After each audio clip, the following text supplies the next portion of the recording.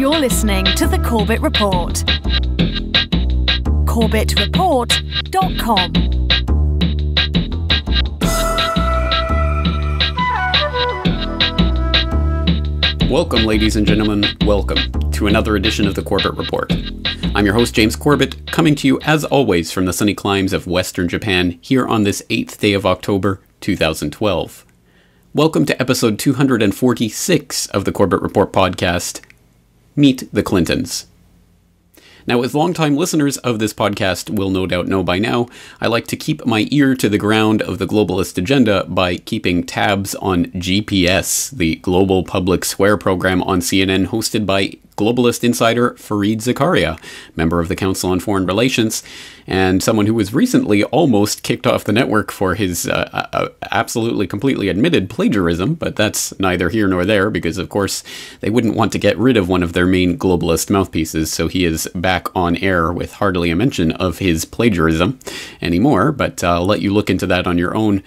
But recently on GPS, Fareed Zakaria hosted former President Bill Clinton for a chat about the current political scene in the United States. And in that program, Fareed made a very interesting point about Bill and his presidential legacy.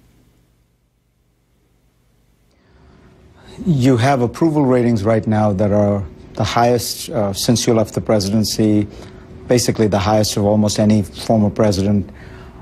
You went through some rough times during the presidency. At the lows, did you think you would get back to being this high?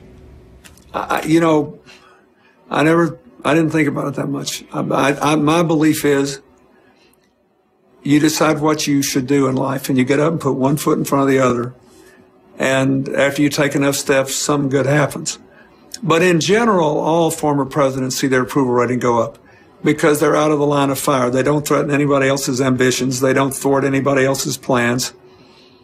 And if they're doing what I think they should do for America, they're out there trying to do good things. So their numbers go up. In general, that's what happens. Well, it's a fair point, and I think Fareed and the rest of the country should express a little bit of surprise at the fact that William Jefferson Blythe Clinton, who was so roundly condemned and even had scorn and vitriol heaped on him during his time in office, should now be thought of as one of the great American presidents, and someone who had overall a pretty good run at it. Yeah, there were a few problems during his presidency, but overall he was the little boy from Arkansas that could, and he made good, and he got up to the highest office in the land and acquitted himself admirably, and we should look back on him and his years in office fondly. Well, that's the exact type of garbage that is shoved down our throats by the mainstream media, who are obviously there only to back up the system in each and every case, and to try to make people forget what the real political legacy of Bill Clinton and his wife, Hillary Clinton, should be. And it is our job here in the alternative media to point out those inconvenient facts that tend to point out the other side of the story, the fact that, in fact, Clinton is not someone to be held up and venerated, nor should his wife Hillary be held up and venerated as some sort of bastion of feminist values, but both of them should be roundly condemned for the absolutely abominable acts in which they took part. So let's start bearing witness to that true history of the Clintons and start demarcating what their real legacy should actually be, if we're being fair, open, and honest about it. And we should probably start with a character profile of the Clintons, both Bill and Hillary, because there are certain very interesting traits that seem to apply to both of them. And firstly, I think we could very much highlight their ability to tell bald-faced, blatantly self-serving lies without so much as a blush. Their preternatural ability to just be pathological liars to the American public is almost second to none, and really needs to be seen and heard to be believed. But I want to say one thing to the American people. I want you to listen to me. I'm going to say this again. I did not have sexual relations with that woman, Miss Lewinsky. I never told anybody to lie, not a single time, never. These allegations are false.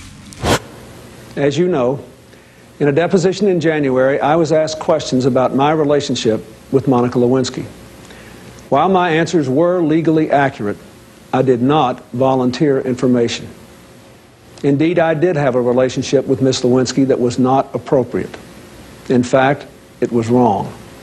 It constituted a critical lapse in judgment and a personal failure on my part for which I am solely and completely responsible. This is a very difficult vote. This is probably the hardest decision I've ever had to make. Any vote that might lead to war should be hard, but I cast it with conviction.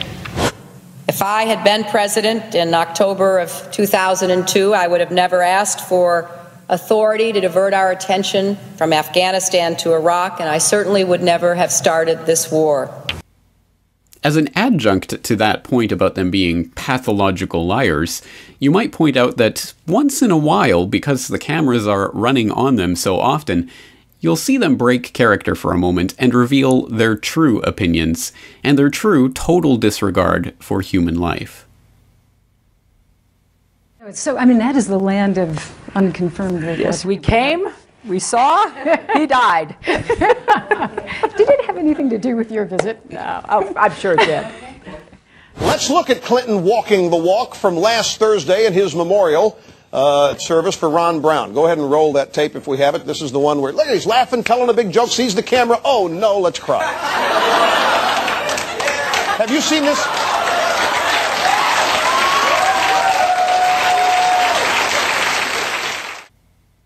Well, their ability to be pathological liars and consummate actors when it comes to expressing the right sympathies and attitudes at the right times when the cameras are rolling and it's convenient to do so is probably part of the reason that they were able to climb the political ladder and achieve the success that they have in the political realm.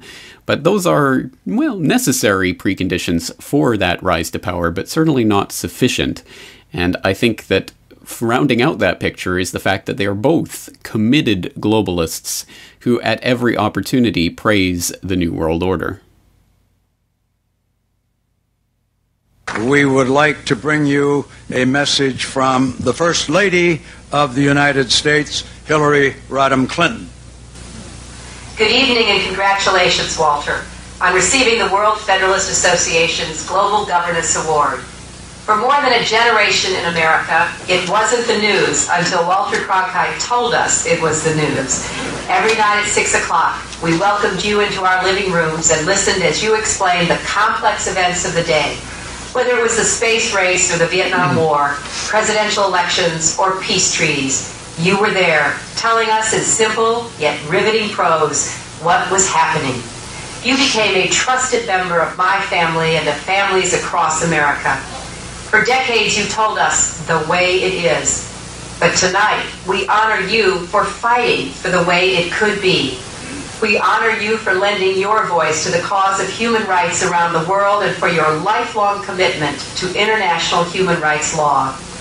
And after 1989, President Bush said, and it's a phrase that I often use myself, that we needed a new world order, and instead it looks like we got a lot of disorder. And we still, and after 9/11, we've been more sensitive to the disorder. Thank you very much, Richard, and I am delighted to be here in these new headquarters. I have been often to, I guess, the mothership in New York City, but it's good to have an outpost of the council right here down the street from the State Department.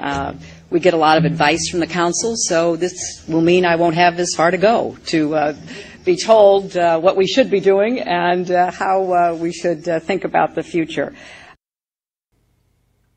But perhaps more importantly than them giving lip service to the globalist ideology, because after all they are pathological liars, perhaps they're lying about their affinity to one world government. But not only do they talk the talk on that issue, they certainly walk the walk, being card-carrying members of not only globalist organizations like the Council on Foreign Relations, but also both being Bilderberg attendees. Bill Clinton having attended in 1991 in Baden-Baden, Germany, shortly before becoming the President of the United States, and Hillary having attended on numerous occasions, including allegedly in 2006 in Ottawa, Canada, and of course in 2008 in Chantilly, Virginia, where she met up with Obama at Bilderberg after having snuck away from the press, and the press expressing bewilderment. Where did they go? They don't seem to be at Hillary's house. They're somewhere in the Washington area, but we just can't figure it out. Well, I've covered that on numerous occasions here on the podcast, so you can look into that history for more about that specific meeting, but suffice it to say, in the 2008 Bilderberg meeting is when Hillary was appointed to be Secretary of State, and Barack Obama was appointed to be the selection for U.S. President for that year. And there have been a lot of Bilderberg attendances here from the Clinton gang. But oddly enough, the only people who are ever willing to question them on their Bilderberg attendance and get them to admit to it are those fine folks in the independent alternative media who are not being bought and paid for by the big foundations or corporations. Now, you said you would go if I answered the question, right? You said you would go if I answered the question. You said you would go if I answered the question. You said you would go if I answered the question. All right, here's the answer. I happened to be in Europe then on my way to Russia. I was invited to go to Bilderberg by Vernon Jordan, a friend of mine and a genuine hero of the civil rights movement. And to the best of my knowledge, NAFTA was not discussed by anybody in my presence. I was talking to people who happened to be from Europe who did not give a rip about NAFTA. Senator Clinton, how you doing? I'm good. How are you Can doing? I ask you a quick question while you signed that? Sure. It was reported in June of 2006 you attended a meeting in Ottawa, Canada, the Bilderberg Group. Can you comment on that? What's going on at the Bilderberg meeting, and what do you guys talk about up there? I have no idea what you're talking about. Yeah, you do. I was reported you were up there, and people saw you up there. I just want to know what you guys talk about and meet about up there. Sir, I don't know. Why are they such top-secret meetings? I have no idea what you're talking Your about. husband went to a Bilderberg meeting, too. I'm just wondering. I'm not being rude or anything. No, I just want to know what happens at these meetings. Well, since I wasn't there, I have no idea. Okay, thank you, Senator. Thank you. Both Bill and Hillary are also allegedly inveterate womanizers. In December 1993, former bodyguards of Bill Clinton came forward with detailed information regarding the governor's sexual encounters with a number of women. Larry Patterson and Roger Perry, both veteran Arkansas troopers, boldly spoke on the record. Two other troopers who initially spoke off the record were later identified as Danny Ferguson and Ronnie Anderson. In April 1994, a fifth trooper, L.D. Brown, came forward and corroborated their stories, adding that Clinton's sexual partners numbered over 100 during the period he was employed by the governor. The trooper's official duties included approaching women to obtain their phone numbers for Clinton, driving him to rendezvous points in state vehicles, guarding him during sexual encounters, securing hotel rooms, and lying to Hillary about his whereabouts. Phone logs and other corroborating evidence fully back these reports. I saw on several occasions Bill Clinton engaging in sexual acts while I was either blocking the road or working security at the governor's mansion.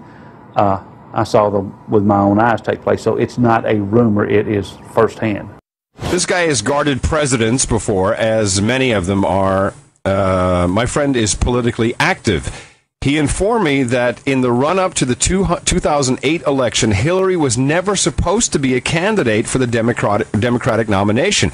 She was going off script in her attempt to secure the nomination, and she likely will never run again either. The reason, my friend informed me, is well known in certain circles. If she does, the U.S. Secret Service will surreptitiously leak the list of female visitors Hillary had during Bill's tenure.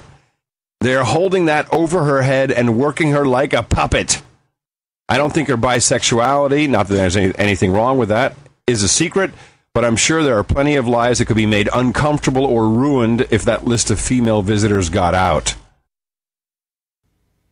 So, given this alleged shared predilection for skirt chasing, and given Bill Clinton's admitted and repeated philandering and Hillary's alleged philandering, it does lead one to wonder what has really brought them together in the first place. Why and how did they unite in marriage, and how has their marriage been maintained over these many decades, even despite all these many indiscretions on the side? Well, interestingly enough, even the mainstream documentaries about the Clintons' political life admit that their marriage is a little more than a sham, perpetrated for the furtherance of their political careers.